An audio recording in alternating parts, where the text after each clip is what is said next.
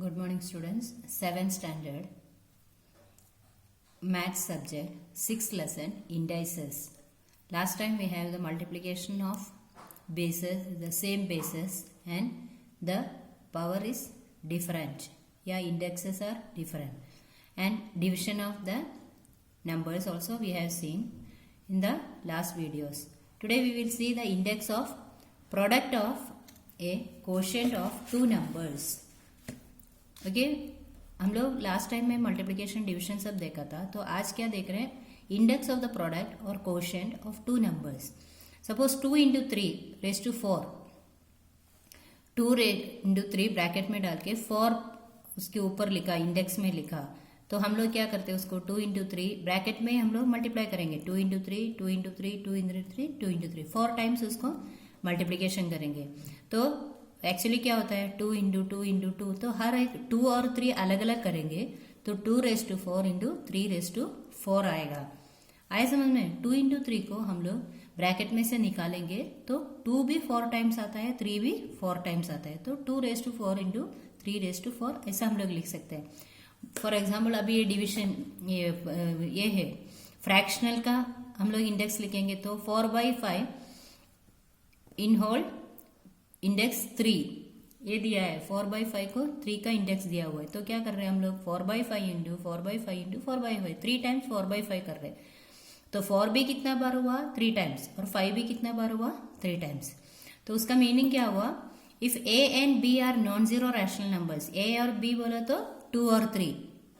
If A and B are non zero rational numbers and M is an integer, और जो index है वो integer है, तो क्या होएगा then a into b raised to m equal to a raised to m into b raised to m. a के ऊपर भी m आएगा, b के ऊपर भी m आएगा, मीन्स 2 raised to 4 और 3 raised to 4 आया वैसा.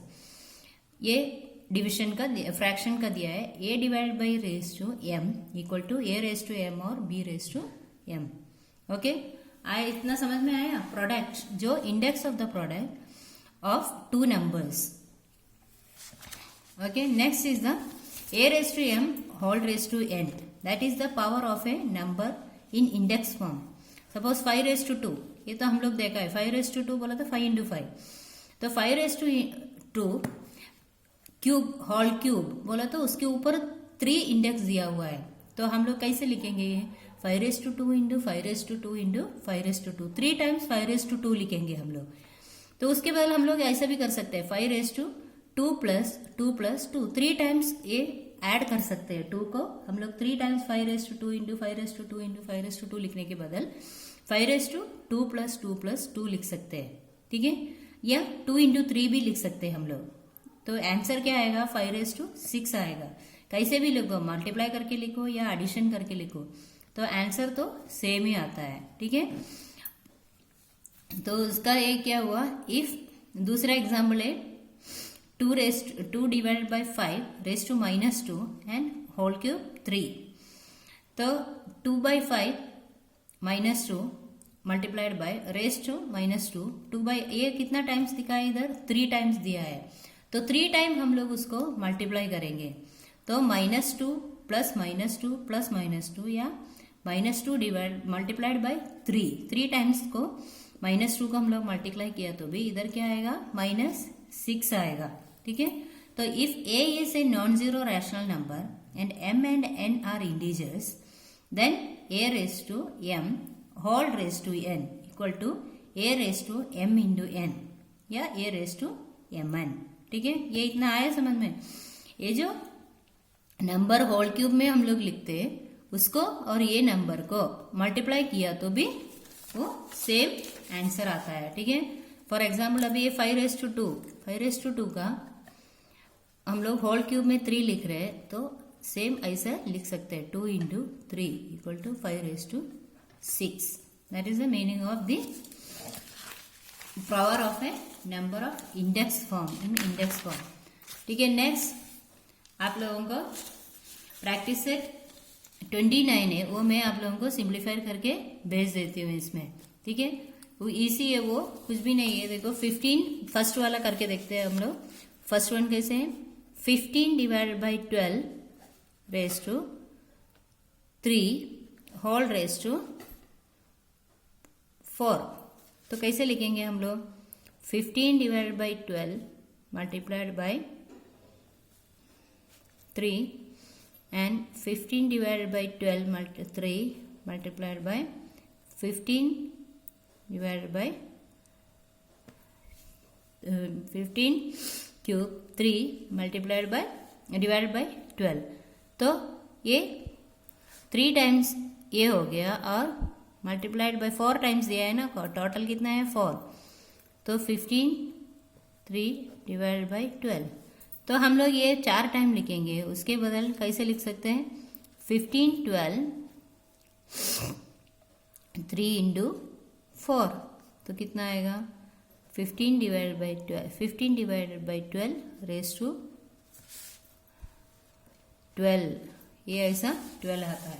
Okay, next the finding square root of a given number. एक नंबर दिया था, उसको स्क्वायर रूट कैसे करेंगे? अभी 3 इंटू 3 स्क्वायर बोला तो 9 है, ये आप लोगों को पहले से पता है। 6 स्क्वायर बोला तो कितना है? 36। तो स्क्वायर रूट, एक परफेक्ट स्क्वायर का स्क्वायर रूट कैसे फाइंड आउट करते हैं? तो सिंबल कौन सा यूज करते हैं स्क्वायर रूट के लिए? ये सिंबल यूज करते हैं, ठीक है। This is the symbol for square root. तो रूट ऑफ 9 मीन्स, इसको रूट बोलते हैं हम लोग, स्क्वायर रूट का root. Root of 9 means the square root of 9। तो रूट ऑफ 9 बोलो तो स्क्वायर रूट ऑफ 9। 9 का स्क्वायर रूट क्या है? 3 इंटू 3 9 है, 3 3 जा तो 3 है। Okay, root of square root of 9 equal to 3। तो स्क्वायर रूट ऑफ 49 कितना है? 7। ऐसा स्क्वायर रूट हम लोग फाइंड आउट करते हैं। 8 का 64 का रूट ऑफ 64 इक्वल टू 8। तो रूट के अंदर जो है वो हम लोग मल्टीप्लाई करके जो आंसर आता है वो रूट के अंदर लिखते हैं, और स्क्वायर रूट बोलो तो ये जो है वो आ जाता है, ठीक है। और माइनस में भी आता है, इंटीजर माइनस में रहा तो भी या प्लस में रहा तो भी वो स्क्वायर रूट के अंदर आ सकते हैं। फॉर एग्जाम्पल 64 है, -8 इंटू -8 भी 64 आ सकते हैं, या 8 इंटू 8 भी 64 आ सकता है। Find the square root of 81। 81 का 9 इंटू 9 भी आ सकता है, या -9 इंटू -9 भी स्क्वायर रूट में आ सकते हैं। ओके, -9 या 9 दोनों स्क्वायर रूट है 81 का। तो आया समझ में? और फैक्टर्स मेथड से भी हम लोग स्क्वायर रूट फाइंड कर सकते हैं। सपोज 144 है तो 2 और 72 2 36 2 18 जा 36, 2 9 जा 18 एंड 3 3 जा 9, 3 1 जा 3। ये ऐसा करने के बाद हम लोग इसको पेयर्स में इक्वल फैक्टर्स को ये करते हैं। पेयर्स में कैसे करेंगे? अभी 2 इंटू 2 एक पेयर हो गया, then 2 into 2 next pair, 3 into 3 उसके बाद का नेक्स्ट पेयर। तो 2 इंटू 2 इंटू 3 वो कितना मिलता है? 12 मिलता है। तो 12 है तो इसका स्क्वायर रूट 144 का स्क्वायर रूट क्या है? 12। ये ऐसा भी हम लोग फैक्टर्स मेथड्स के थ्रू भी हम लोग कर सकते हैं स्क्वायर रूट का, ठीक है।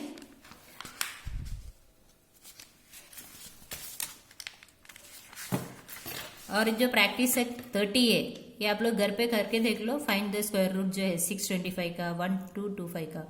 मैं आंसर्स तो मैं भेज देती हूँ, लेकिन ये मेथड फैक्टर्स मेथड से भी आप लोग कर सकते हैं, या डायरेक्ट स्क्वायर रूट भी आप लोग फाइंड आउट कर सकते हैं। Okay, bye.